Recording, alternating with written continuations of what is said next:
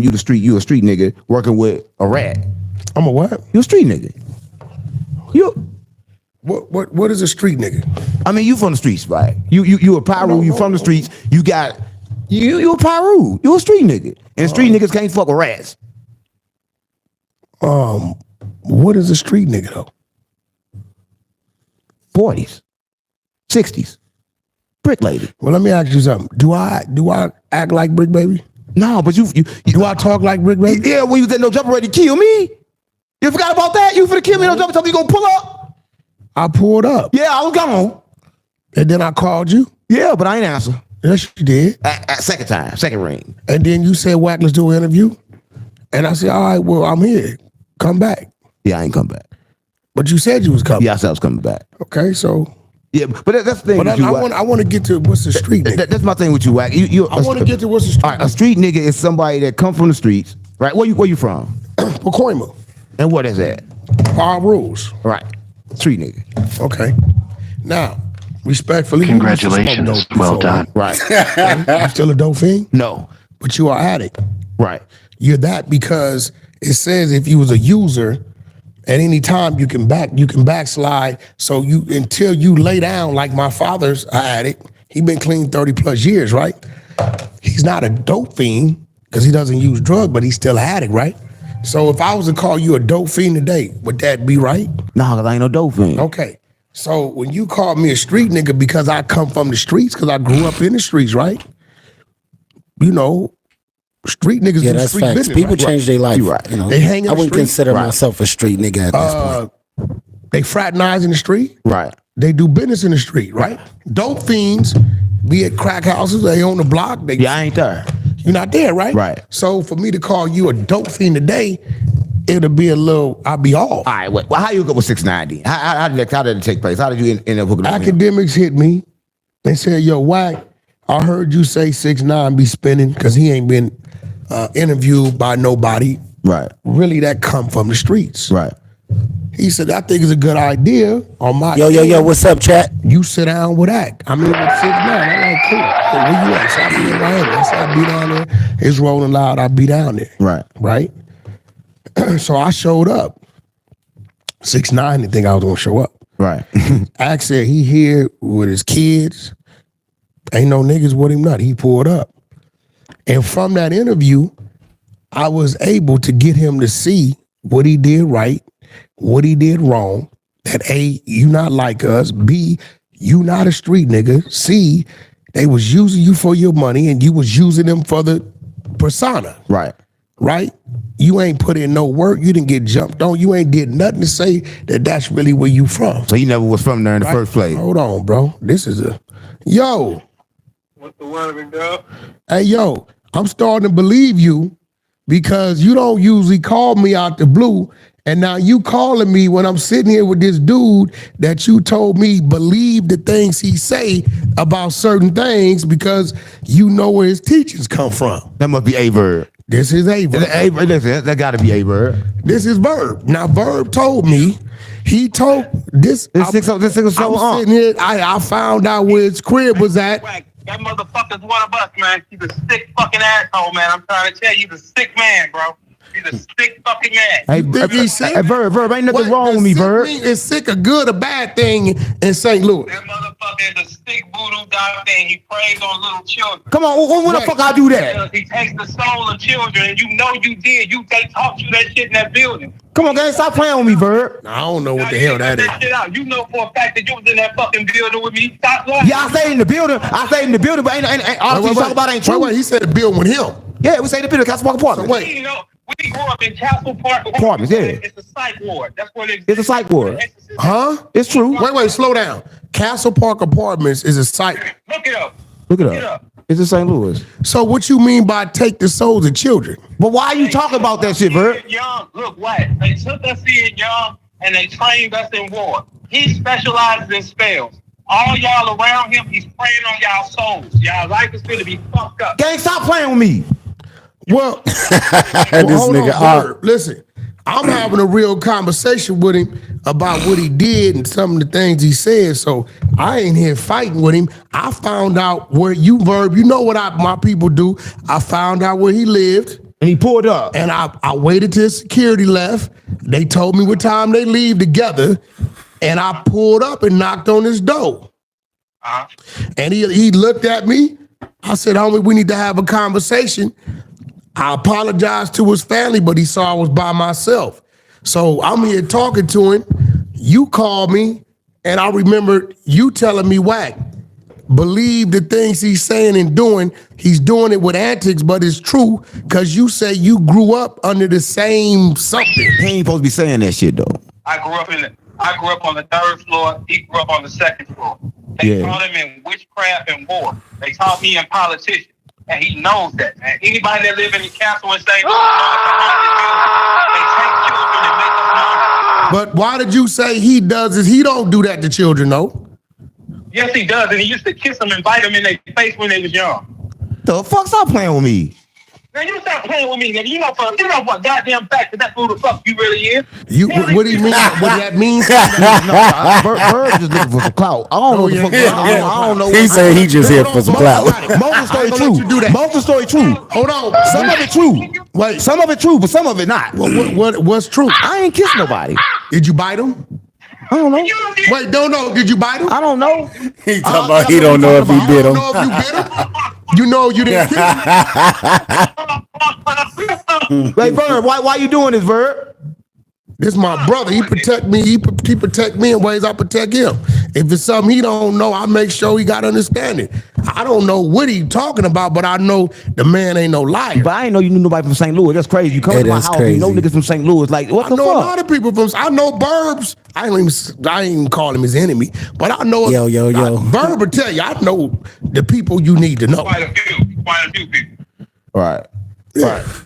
That's all good. So we grew up in Council Park Apartments. That's true. So how did the surprise happen? How did you like it? Was it a great, elegant meeting or what? I mean, it's happening right now.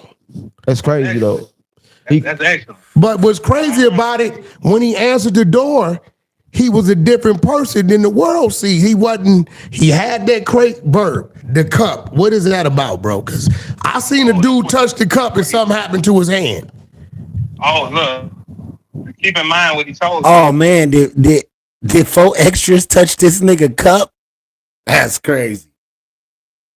Told you. He said, "No, I'm gonna handle things a different way." That's his cup of souls. If you touch that cup or go in the room with it, he got you. Hang the phone up. He got you. So in a Hang negative the phone way. up. Anyway, Okay, Verb, can you tell me this? He has money twisted together like a fat joint and the tips is burnt in the jar. Oh no. Come on. Why you telling me what's in the cup? How you hiding the cup? Now we hiding the We cup. supposed to be doing an interview. What does that mean, We supposed to be bro? doing an interview. Hang on. We supposed to be. Hey, let me get a light, gang. Is the money in a jar? Money in a jar twisted like a big fat blunt, but it's burnt at the ends. Now he's lighting. What is that? Say, He's lighting sage. It's too late now. It's too late. He said it's too late. Because I detected something. It's too late. Like if you notice something about that dollar that's twisted, that means destroy and take families. That motherfucker's different, man. That's for me. No, because it was already done before I got here. it was already He didn't done. know I was coming. Yeah, I didn't know he was coming. That was somebody else. That's for somebody else. And hey, Verb, listen. Do you know you can't Why talk did to you, them $100 bills you burnt? Hey, do you know you can't talk stuff you Verb, talking, the Verb? nigga burnt. Look like it's about 5, 6 of them turned together. He is getting y'all up out of there, man. Hey, Verb, you know you can't do what you're doing. Hey, what'd you pull up on me, Verb? Hey, Wack, check this out with him. That's a vengeful little motherfucker, man. He a shapeshifter. You gotta watch him. Well, I don't think I've done anything to rub him the wrong way. I think he felt some kind of way I popped up at his house, but I think my energy and the conversation is balancing that out. He ain't coming off like I ain't seen him get on the phone and text the security. He ain't did none of that. Okay, so it's a positive nice meeting, right? Yeah, I mean, I come with that energy. That's my intentions anyway. He's straight no way, That's a bro. blessing, then. I grew up with a nigga, A Verb. Who they call nigga I grew up with? That's crazy. I grew up with him. Like that's about like No, A-Verb, gang, that's about like his kids. Let me ask A-Verb this because you said some shit about St. Louis, and I told you I don't think you was qualified to say that. He said St. Louis started gangbanging following the movie Colors, and I'm like, I don't know about that, and it's kind of sound crazy, and I didn't want that out there. If Colors that came wasn't- out. Yeah. But Yo, what's going on? What's going on, Jack? Wait, Colors was a very influential movie. A lot of them LA movies fucked the world up. But to my knowledge, it was the Gang From Your Way that came out there. That's what They came, but I'm saying when we first started banging, we saw it on TV. Then they came. They came. So, and shot. Verb, is your projects Hoovers? Nah, Verb. But where do you get Hoover from then? I just told you, gang. It's different where I'm from than where you from. Where did you get that from? I moved from over there. I moved to somewhere else. Oh. So when I moved somewhere else. You moved or they ran you out of there? Nah, I moved. Listen, at that age, where we living at, bro, nobody really lived there. I don't think you get it, bro. It's in the norm, but it's in pace. Yo, what's going on? What's going on? God bless you, Jack. I pray you having a blessed day today. So when I moved there, I moved to a new place. Hold on, let me say my say. Perseverance. The difference between a successful person and others is not the lack of knowledge, not the lack of strength, but rather the lack of will. If you got the willpower, man, you can do anything. I repeat, if you have the willpower, you don't have to be the strongest or the smartest. All you got to do is be willing. God bless the chat. Let's go.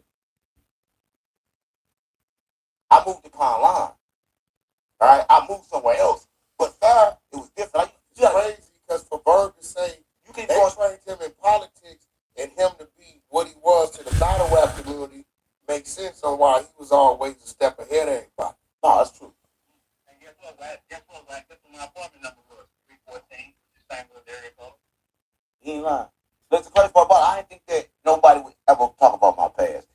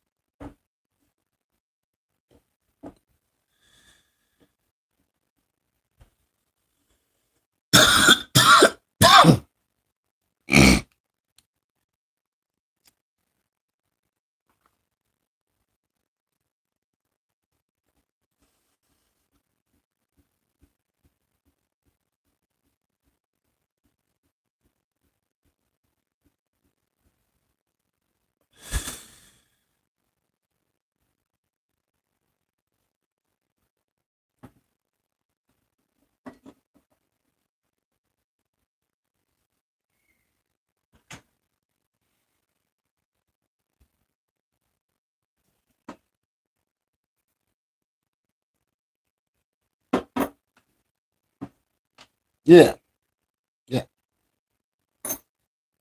You are in control of your destiny. A lot of that shit is real.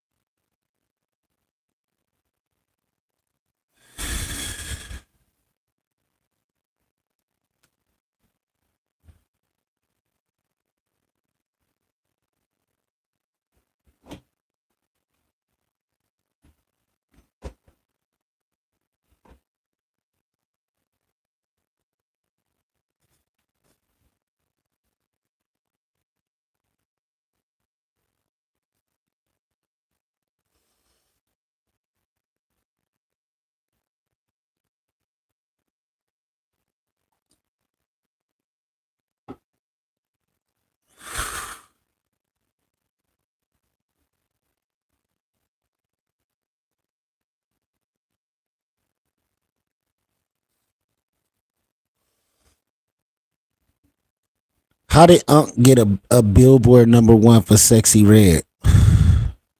Is he a part of music? Like, is Unc a producer, or did he put money behind? Bro, I think I'm about to dive deep into who the fuck 607 Unc really is, because he's somebody, bro.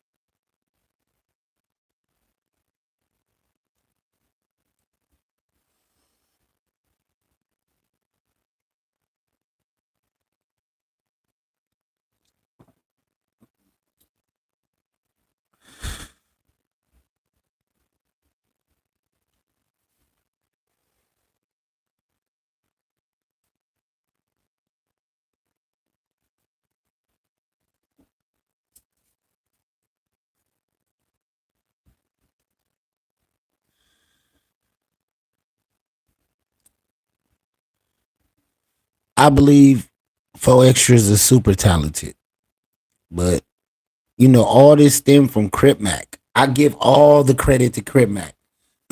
Crip Mac, if he was the businessman he's probably gonna get out to be, he could create another 4Extras. He could create another ODM Slim. He could create another Lupe. Like, anything that Crip Mac was touching around that time was turning to gold. Crip Mac got that energy, bro, and a lot of people feed it off that energy, and that's why they in the place they are. Niggas need to give a big round of applause to Crip Mac, because Crip Mac put that whole situation in play. If it wasn't for Crip Mac, I don't think people would have paid attention enough for everybody else to blow up. Shout out to Crip Mac, man.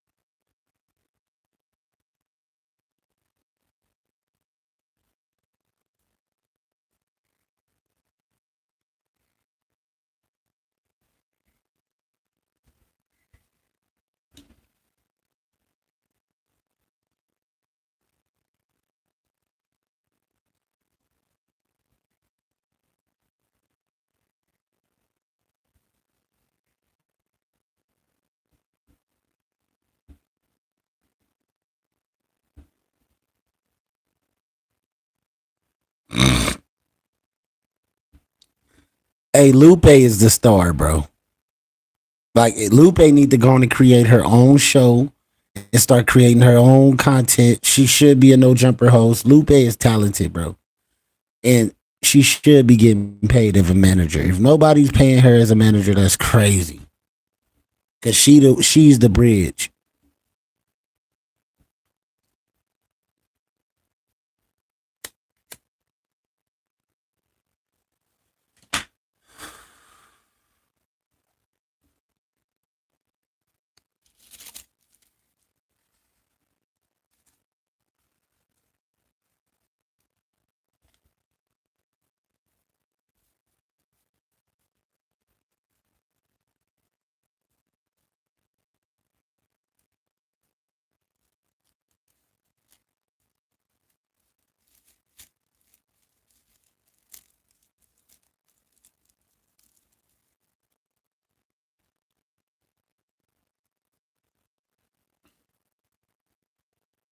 I didn't believe it either.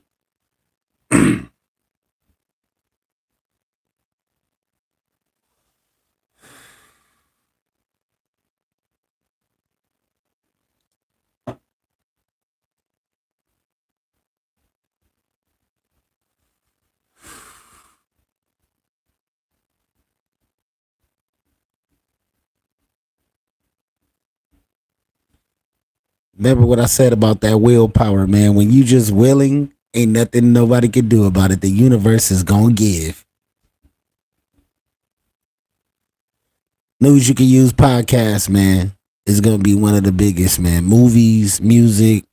We trying to be a big conglomerate, bro. Fuck trying, we are.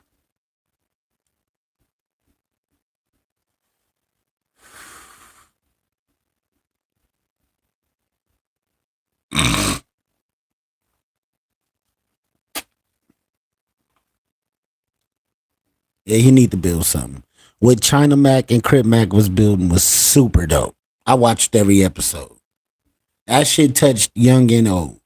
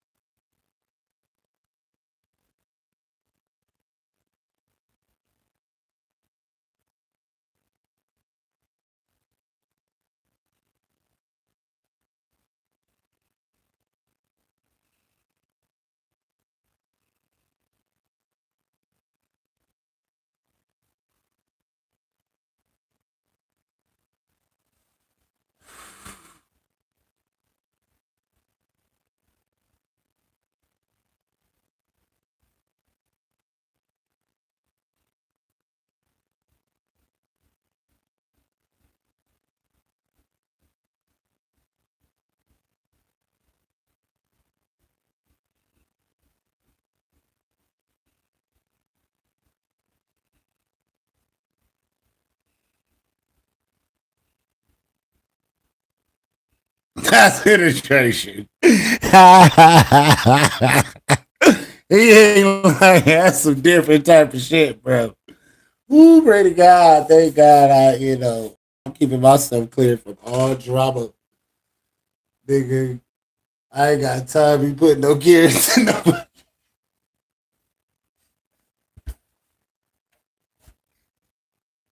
Cause it ain't gonna be the other way around. Trust me. You know what I'm saying?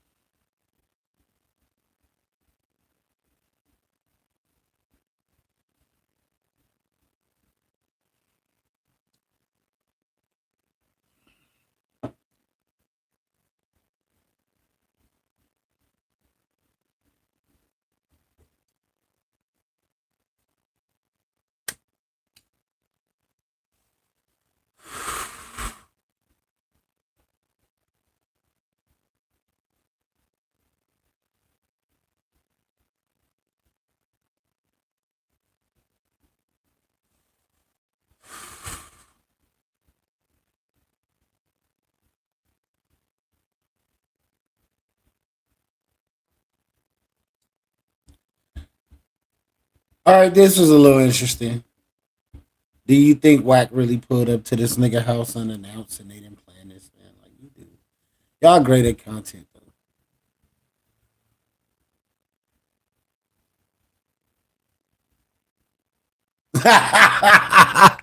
Yeah, yes. This is history. He said one of the best stories in hip hop.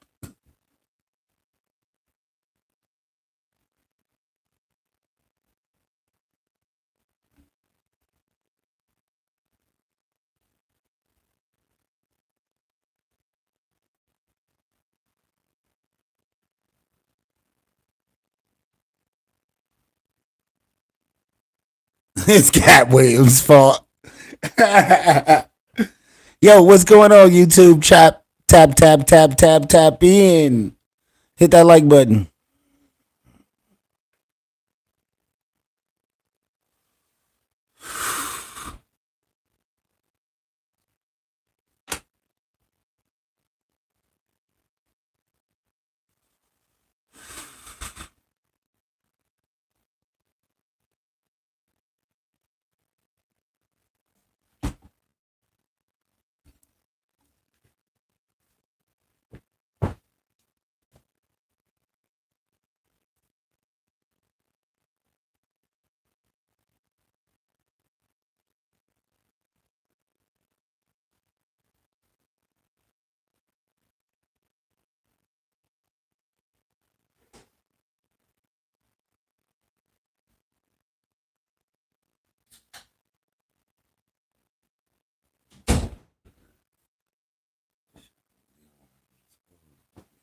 trade license.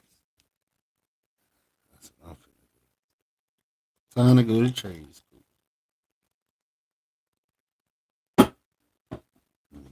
100K, 200K a year, and another.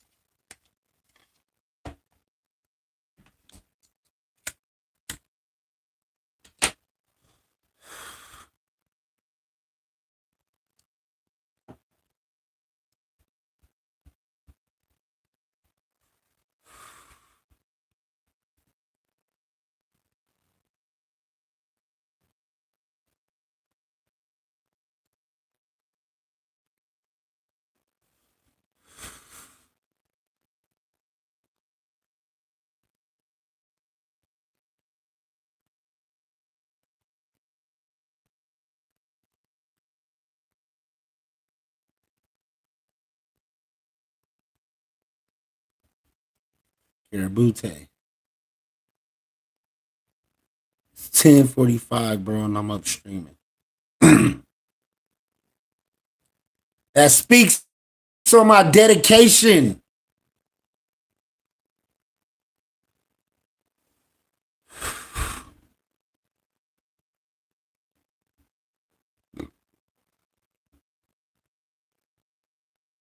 I'm gonna say this, Yachty. Beefing with a woman publicly as pretty as Caribou is hair. It's just lame. It's lame as shit. Whatever she wanted, should have just gave it to her. She was the star of your crew. Do you know what kind of accolades and where she would be right now? Don't tell me you was scared of her blowing up. Don't tell me you wasn't gonna benefit from this situation. You would.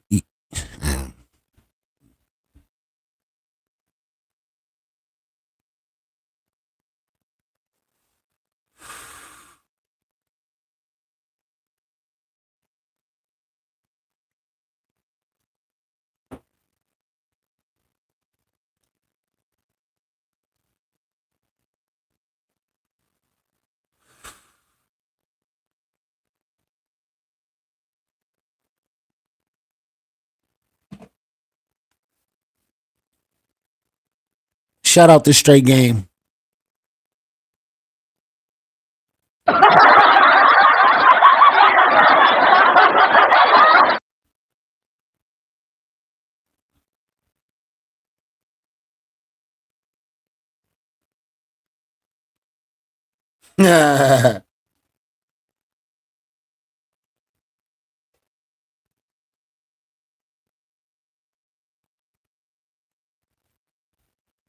Video hard.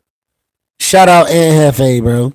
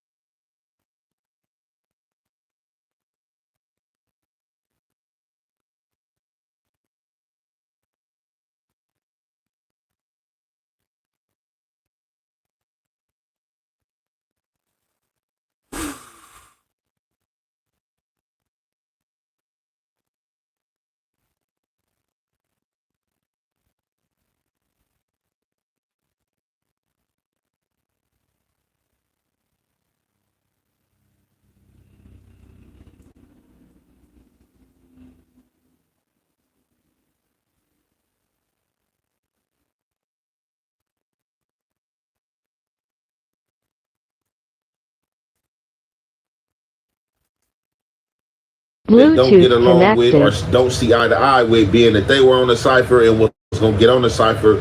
Other dudes decided to opt out. Munchie being one of them.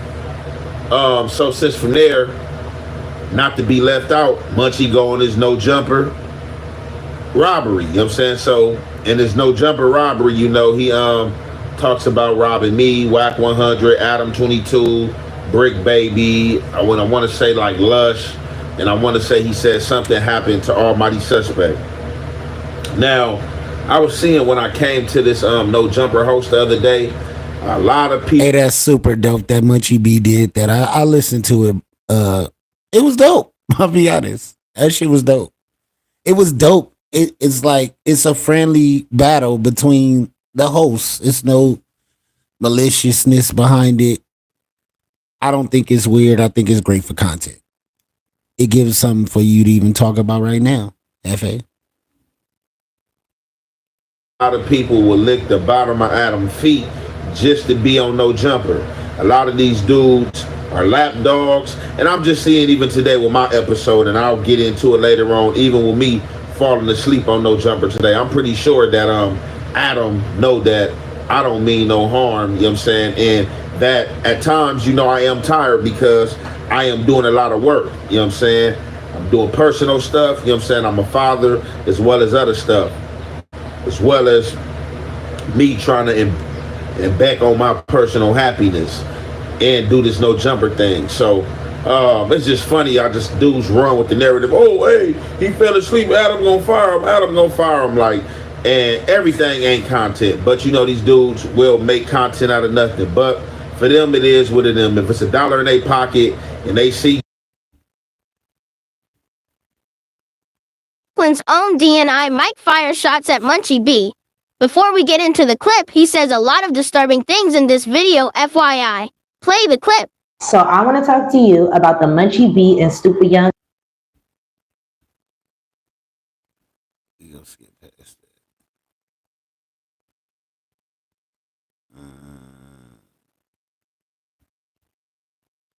Guys, so once again, one at a time, if you haven't been Hey, Mace, hey, man. This nigga that fell asleep at work and shit. I want y'all kids to know out. That's what niggas do. I think that was I think they set that up. Let's get into He's smart. If you smart, I would be here doing all kind of different shit. This is Young and Hefe, successful podcaster on the way up. He just got hired on a no jumper. And as you can see, he's taking a short sleep right here. And I don't think it was voluntary. Let's get into what's going on. Let's get into this. So Young Aunt Hefe is off. All right, guys. So once again, one at a time, if you haven't been paying attention, I'm breaking down these records in the order that they were released, which means we're now at Family Matters for Drake. And before I even get started, like, you guys do realize that it is very possible to be a fan of two artists at the same time, right? Like, this is indeed possible. And Yeah, I mean, what's the point of choosing sides and you don't know either one? A lot of people wondering, why does this impossible meat taste so much like meat? And it is a conspiracy theory. And I know you're a theorist, that there may be human meat in the Impossible Burger. Now, this is a theory, a hypothesis, and I want to remind people that what we're discussing here are theories, a lot of which we mix facts in the middle of a lot of theories. But it's smart and it's good to be able to ask questions. Educated guesses is what we're doing. Well, I know this, but Bertrand Russell said we'll use diet, injections, and injunctions to control and dumb down the population, and we'll make a revolt against our elite program as possible as sheep revolting against the practice of eating mutton. Guess what? I can go with that because I see that. Alex Jones is the GOAT of podcasting, nigga. The pioneer of this shit. Just content, period. And giving knowledge. And, you know, you can say what you want. He was very controversial, but we're going to give all the credit to the GOAT, for sure. I found Alex Jones years ago, and I used to watch it, for sure. Never felt like my first client. I see that happening today. Let's expand on like the impossible meat. is that company, that corporation that runs the Impossible Meat, that runs the Impossible Burger, that has been broadcast all over for the Impossible Whopper with Burger King, is that not headed by Bill Gates, who also has an initiative for population control? Bill Gates is involved with Monsanto. That's a heavy owner of that so-called mega burger company, and the Queen of England owned the other one. She just sold it. But if you want to expand on that, her husband, Prince Philip, said we need to exterminate all the black people. But he said that's not enough. We need to get rid of everybody. And you can pull his quotes up. And so what I'm saying is, but the question, Trump didn't get the message. He gave Barron a vaccine, and Barron got autistic but got better. See, Trump wasn't part of the establishment. This is the one time. Congratulations, well done. I know, but you brought but him up. I've only brought Trump up because, see, Trump, remember, first said we're giving too many vaccinations. There's a problem. So, but then he backed off of that. And that's one reason I'm pissed off at him. But you're absolutely right. I apologize. Check this out.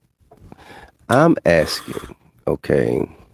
Shout out to all the people that didn't fall for the okie doke and get vaccinated. A lot of you niggas took that jab. I didn't fall for that one, for sure. I've seen whatever. I'm tired of being the smartest dude in the room, but the dumbest at the same time, man. People will try to dumb you down because they don't know shit. And it's like, dude, do you really know how knowledgeable I am? Like how much information I consume on a daily basis. I don't take a break. A lot of people work out their body. I work out my brain. I learn new shit every day. I take no breaks. Commerce with your name. Your birth certificate is a bond. You are a billionaire. The sun is our savior.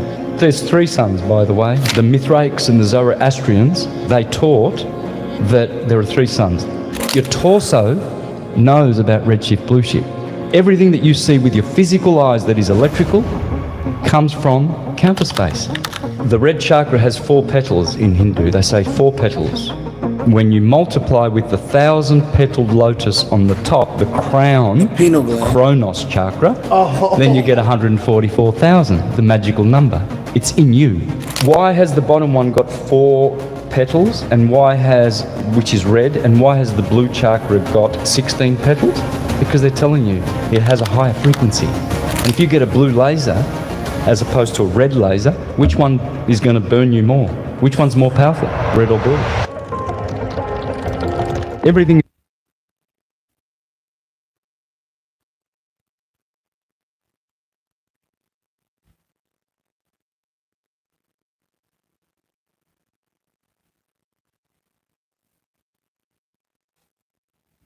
Yeah, that's crazy.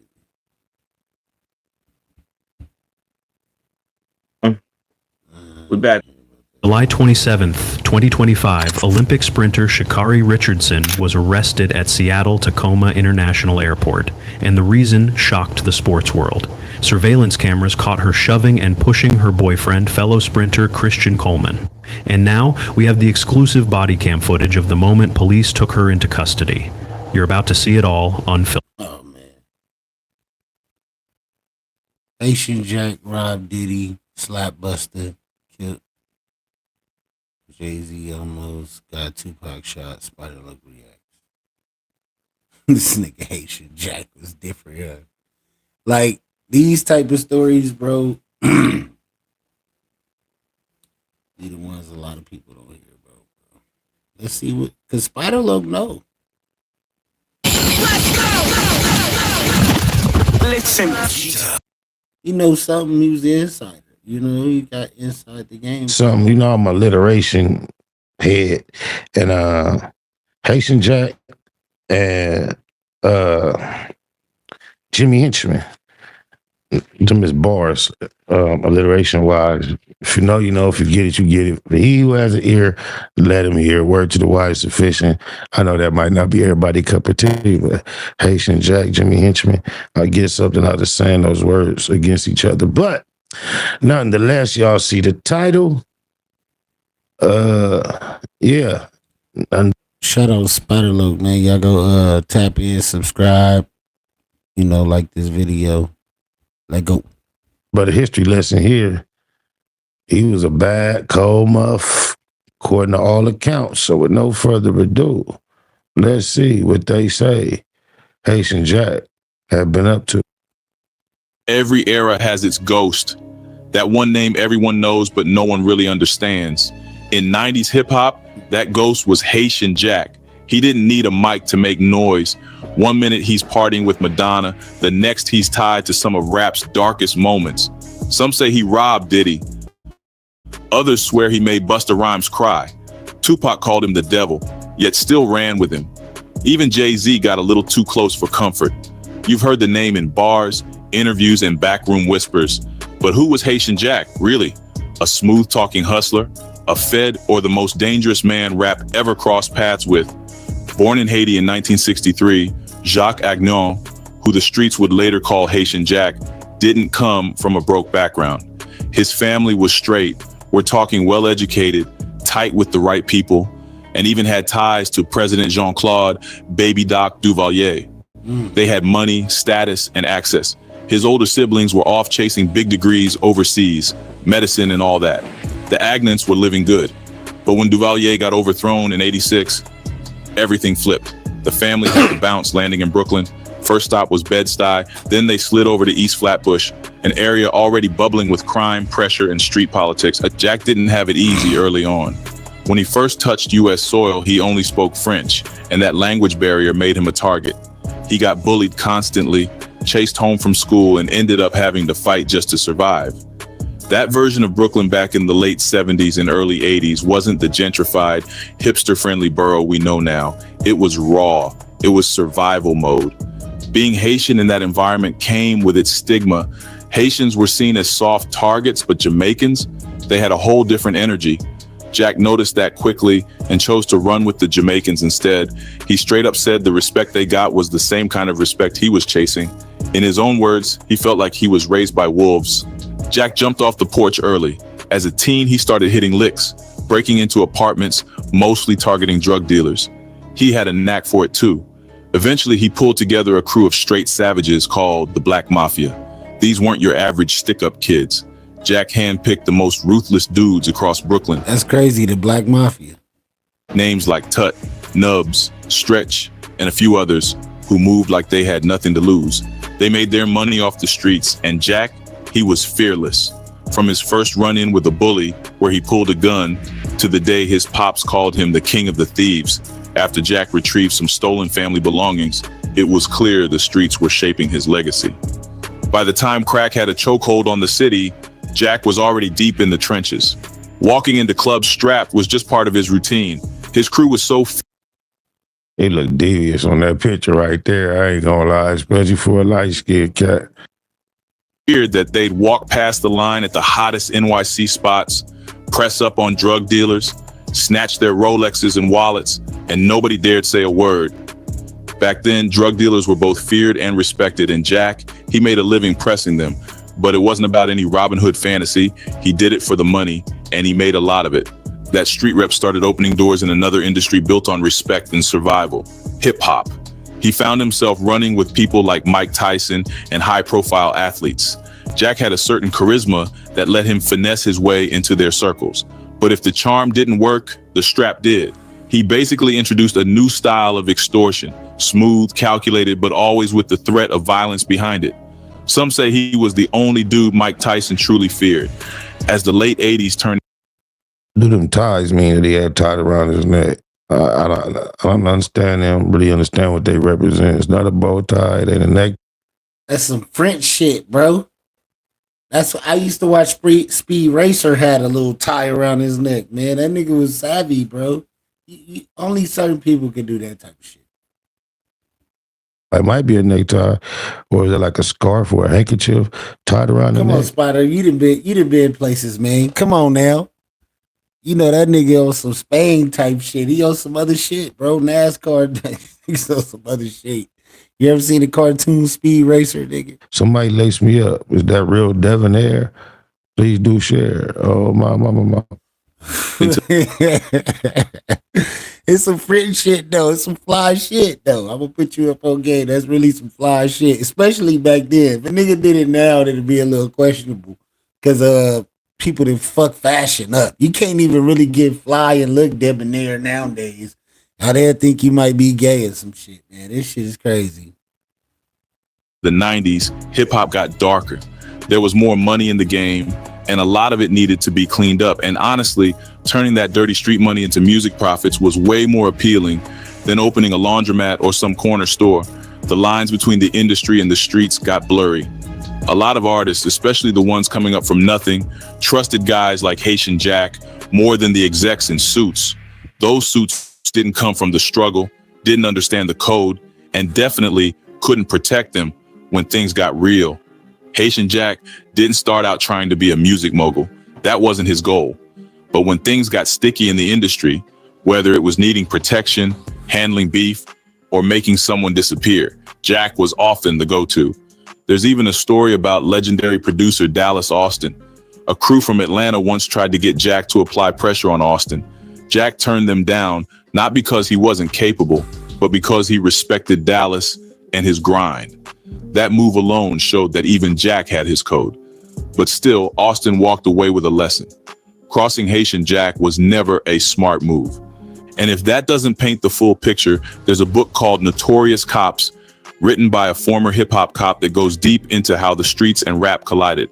It covers everything from Jay-Z's stabbing of Un Rivera to the Hot 97 shootouts, and even Busta Rhymes getting robbed more than once. In one story, Jay-Z gets smacked by Haitian Jack and didn't even flinch. That's how much weight Jack carried. By the early 90s, Haitian Jack was already stamped in New York's nightlife scene. Promoters showed him love, DJs gave him shout outs, and the who's who, athletes, celebs, all of them knew who he was. So when he crossed paths with Madonna at a studio down in Atlanta, it wasn't even wild. They vibed off the rip. Jack had that street-flavored charisma, the kind of energy Madonna was known to be into heavy back then. Meanwhile, back in Bed-Stuy, the street... I heard it said that Madonna used to ride around town in her limo, pull up to a random club when the line was long, see a dude she liked, particularly like Latin, Puerto Rican type dude, just a regular dude in line, call him over to the limousine, shock him that it's Madonna, invite him in, take him, freak him for a weekend, blow his mind, and send him on his way. Oh, my mama. Madonna. And they trying to get Madonna was different, bro. It's crazy. Streets were alive with rap. Boom bap beats She and was a heavy boss. bass She was lines different. had the whole block thumping. That was the kind of environment where... Hey, the Madonna Wait a story, minute, bro. Tupac had like a little thing with Madonna too. But don't tell me all this is over no pork, no pink meat. Wow, what's going on? Man, Pac was Stars on got the best made of the where best. Biggie out was here. just starting to buzz. Haitian Jack made it a point to link with him, and once Big's name started moving, it naturally reached Tupac. That connection brought Pac to Brooklyn, and next thing you know, both of them were on stage together, tearing it down. Now, Tupac and Haitian Jack, their worlds collided because the streets and hip-hop always shared the same oxygen. Who the dude chunking up the almost accident neighborhood? He got some devious looking eyes too. Pac was innocent between them two dudes. Like he didn't really know what he was getting into. Look at their eyes. Look at his Hustlers, his eyes rappers, tell it dealers, all. they all moved in the same orbit. When Jack and Tupac finally met in '93, both already had strong reputations. Jack on the block, Pac in the headlines. Tupac was catching heat from every angle. He'd already sued the Oakland police for $10 million after they roughed him up over some jaywalking. Then the vice president himself tried to cancel his debut album, blaming it for influencing violence. And after that, more legal trouble, beating down rappers with baseball bats, fighting directors on music video sets.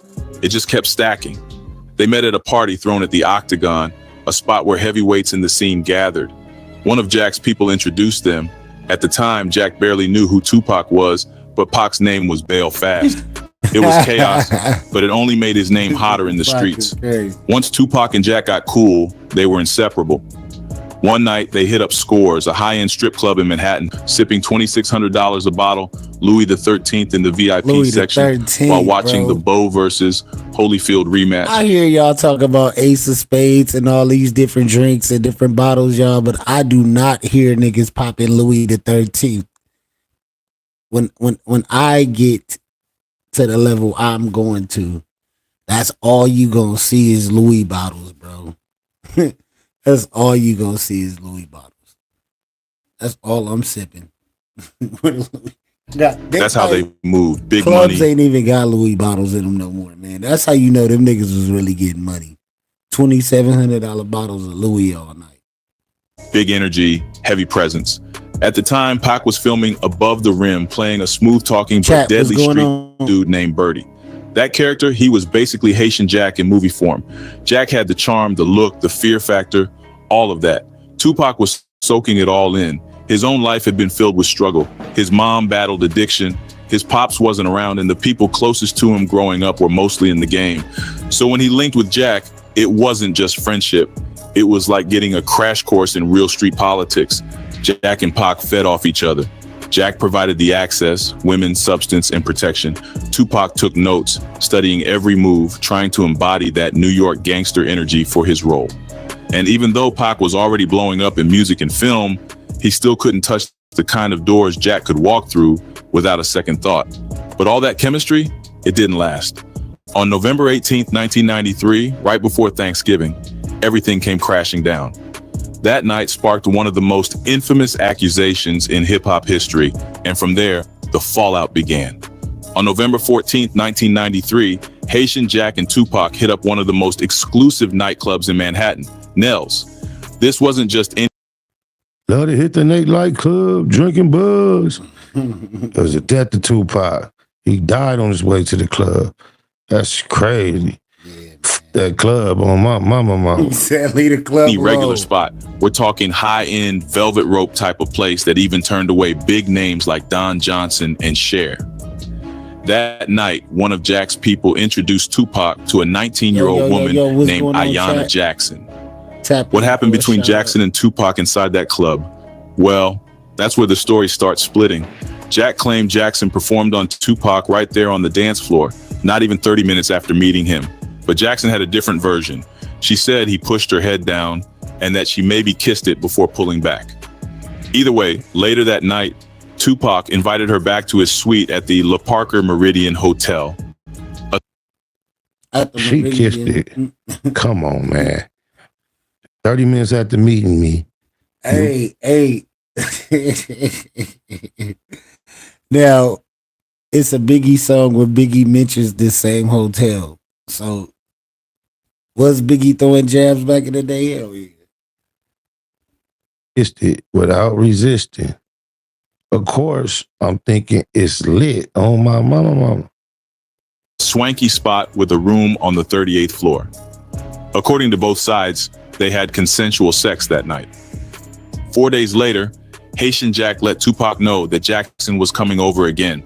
Tupac remembered it being a chill night. Everybody was just vibing, sipping drinks. Biggie Smalls was even around for a minute, supposedly waiting to head with Tupac to a show out in Jersey. But once Jackson showed up, Big left not long after.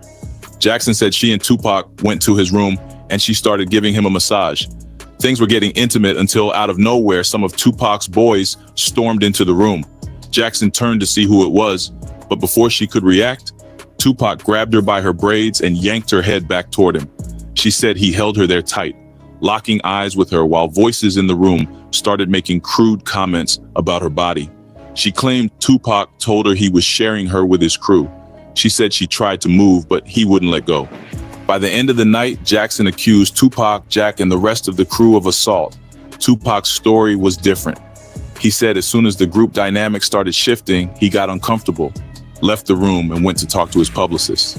After feeling groggy, he claimed he went to sleep. He said he woke up to Jackson screaming, accusing him of letting the others assault her. Just 4 days later, Tupac, Jack, and another man named Fuller were arrested. The charges were heavy: first-degree sexual abuse, sodomy, and illegal gun possession. When it came time to fight the charges, both Jack and Tupac pulled in top-tier lawyers. Jack had Paul Brenner, who made a smart move. He got Jack's case separated from Pac's. That play paid off. Jack took a 6-month plea deal and walked away light. But Pac, he wasn't so lucky. Prosecutors came down hard. No deals, no breaks. He went to trial, got hit with a guilty verdict, and was just waiting on sentencing. That's when things between them cracked. Pac felt like Jack left him out to dry. In his mind, they were supposed to ride it out together, but when Jack cut his deal and slid off, it hit Pac deep. He stopped answering Jack's calls and backed away from the whole circle. Pac knew Jack could handle doing time, but he wasn't built the same way. And just like that, a solid bond turned cold. Tupac spent most of '94 fighting to clear his name. The idea of being remembered as that kind of dude, it ate him alive. He swore up and down he was innocent, and it hurt him that people doubted it. Then came November 29th. Pac sat down and gave one of the rawest, most unfiltered interviews of his life. He poured it all out, said again that he didn't do it, and you could see the frustration all over him. What really got him heated was how his case was being handled separately from everybody else charged that night. He felt like he was being singled out, and he wasn't quiet about it either. Now here's where it gets even deeper. While Pac was still blowing up in the industry, Mike Tyson, who was locked up at the time, actually reached out and told him he was messing with the wrong type of people. Specifically, he told Pac he was out of his league messing with a dude like Haitian Jack. That warning stuck with Pac. Later on, Pac was out partying with Mickey Rourke, still got Jack heavy on his mind. While they're out, he chops it up with one of Rourke's people, a Daily News reporter named AJ Benza. Pac tells him about that warning Tyson gave him and even goes a step further. Says he feels like AI, you probably should try to spell his name P-O-C, P-O-C-K, but because it wouldn't say Pac. Maybe then it would say Pac. Maybe even P-O. Yeah, those are the ways. Yeah. P-A-W-K. Say Pac too, probably. Jack set him up. Now that convo didn't stay behind closed doors. Next thing you know, it's all over page 6 in the New York Post. After that, the streets were locked in. Everybody was paying attention.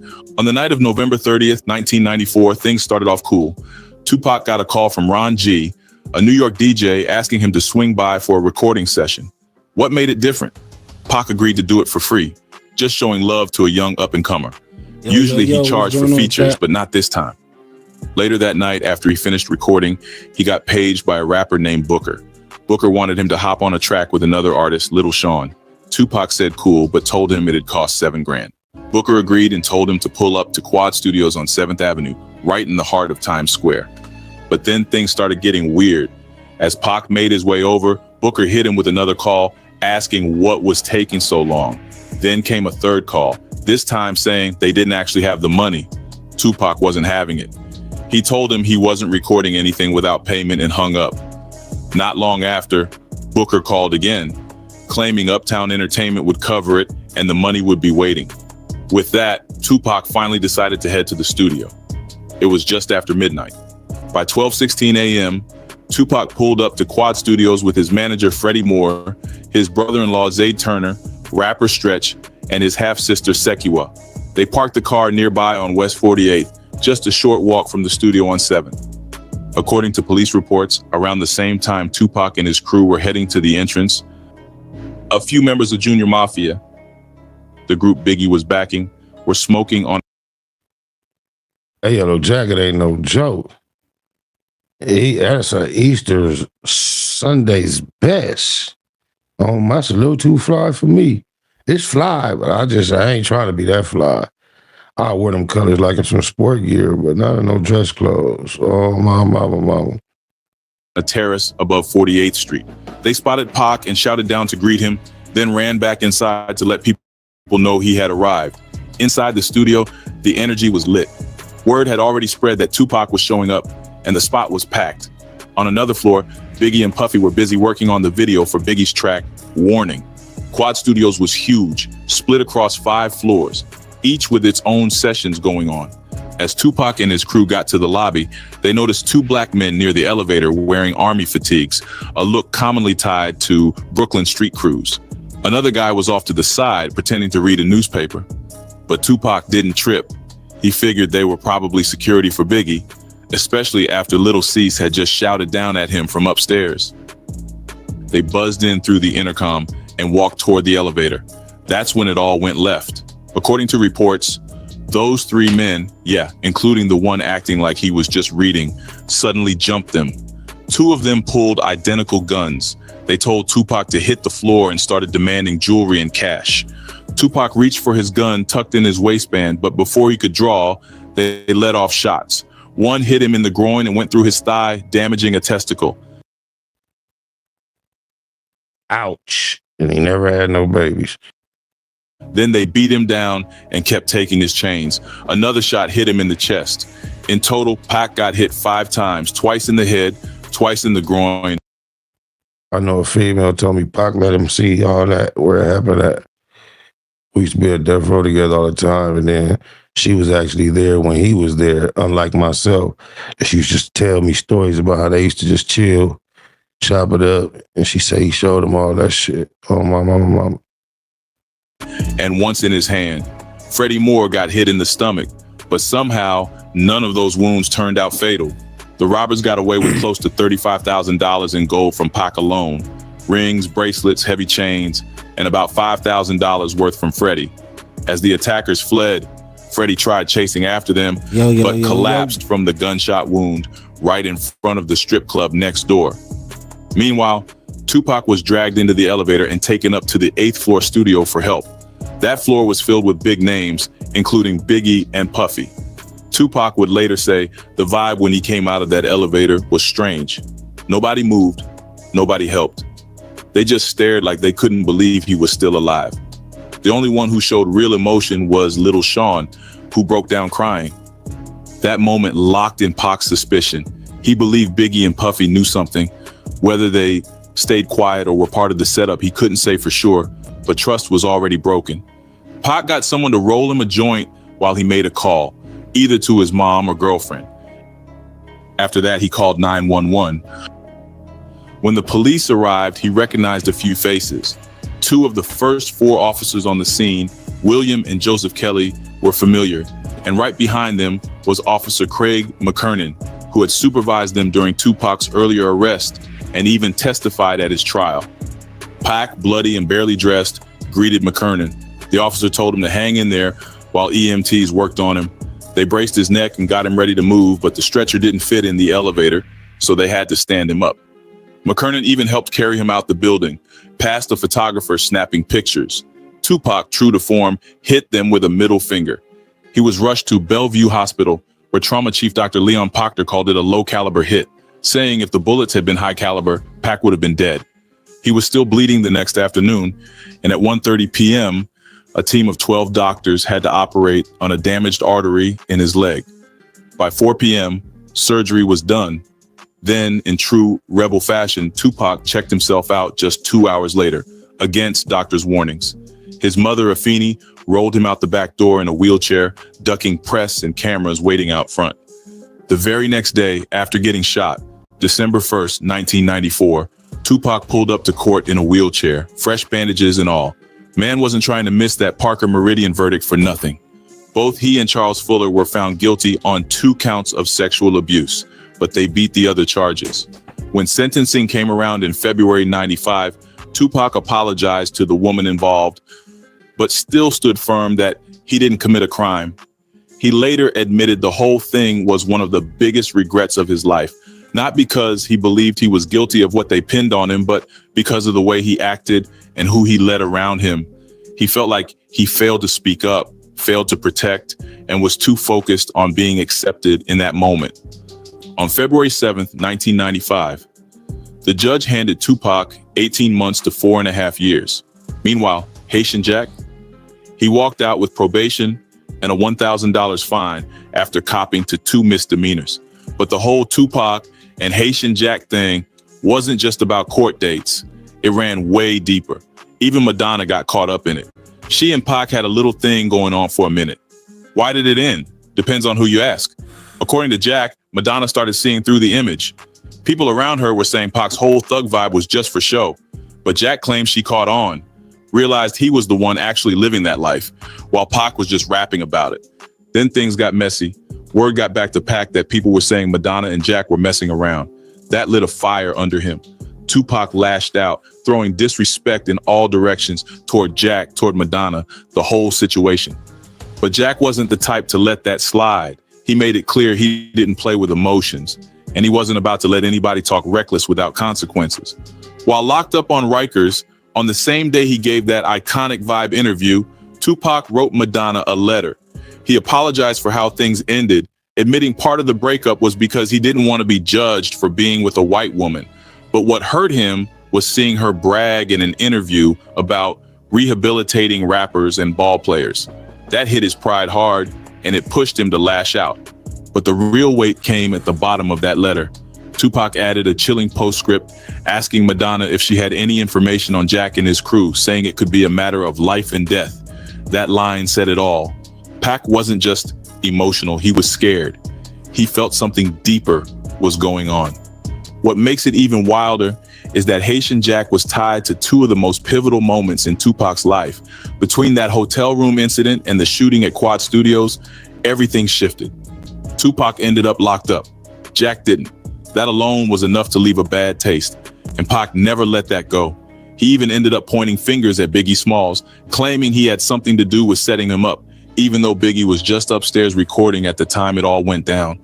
That moment helped spark one of the biggest beefs in hip-hop history, and Haitian Jack was right there in the middle of it.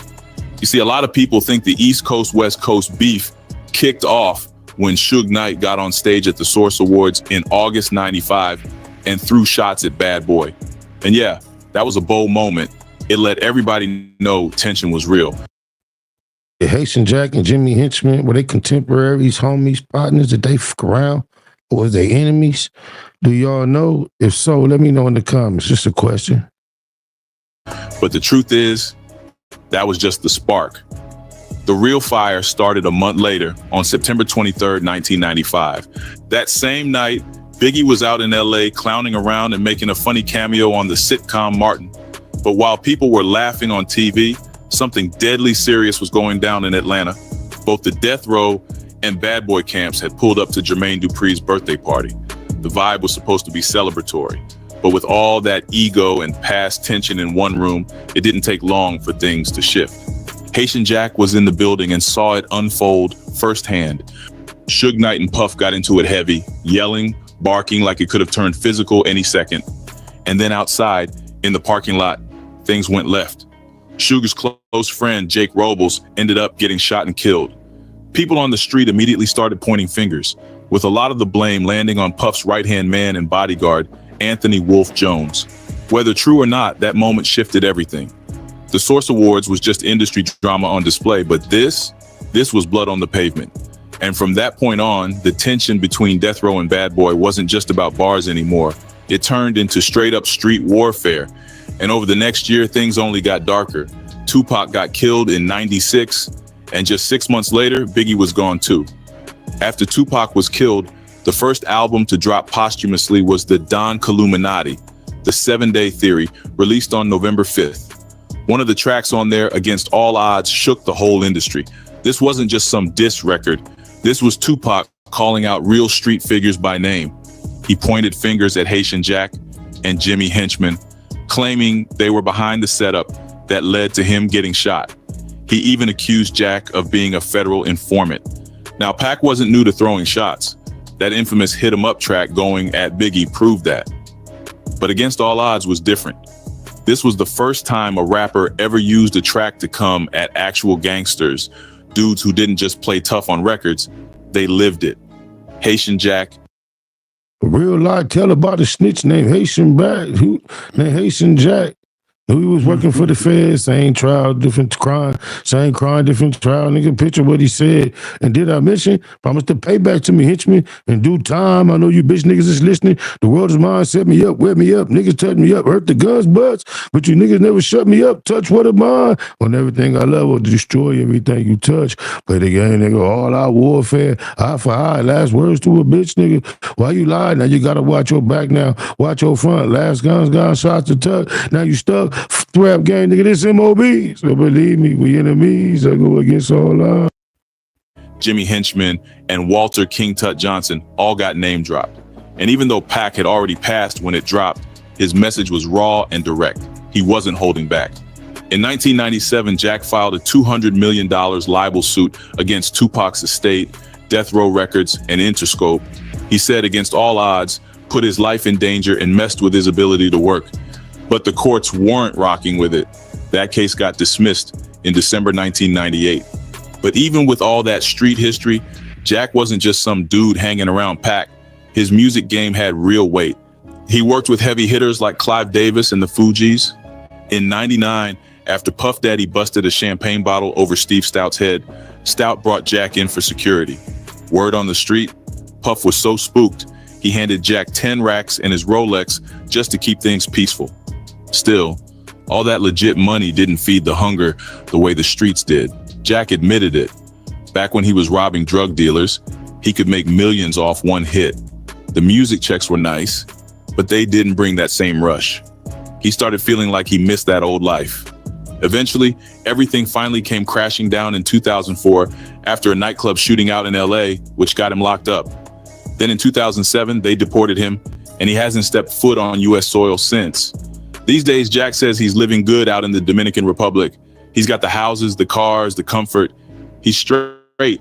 But even with all that, he admits it still doesn't measure up to the life he once had. When they asked what he misses most, he didn't hesitate. His family and his money, in that order.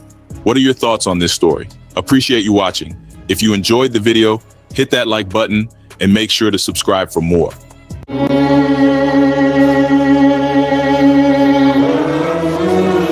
That was dope.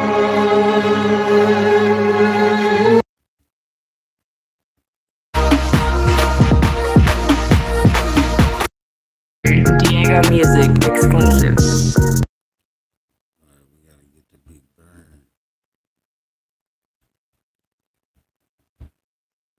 Diego Music exclusive. I grew up like a savage.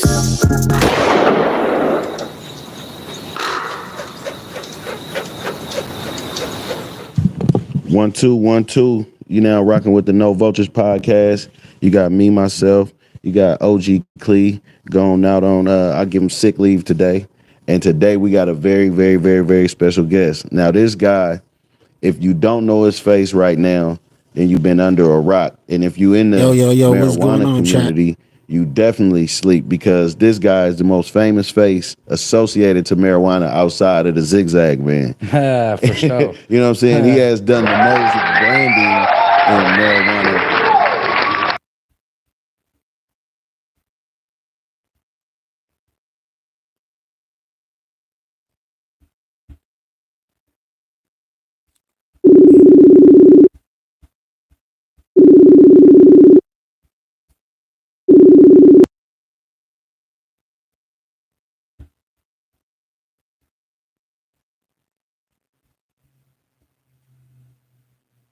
Yo.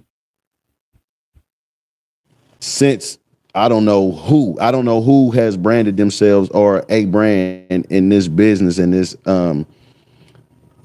field, period. You know what I'm saying? At all. This guy is, I don't know. I'm not even sure how many albums he has, but you know he's a hip hop junkie because he doesn't stop working. He loves rap music, and I happen to know that he was a great freestyler. Today we got Burner on No Vultures, man. Right on, brother. Appreciate you, man. Man, out 50 albums out. 50. Yeah, 5-0. God damn, that's Floyd Mayweather number, man. Yeah, you know what I'm saying? For sure. And I got to give you the disclaimer.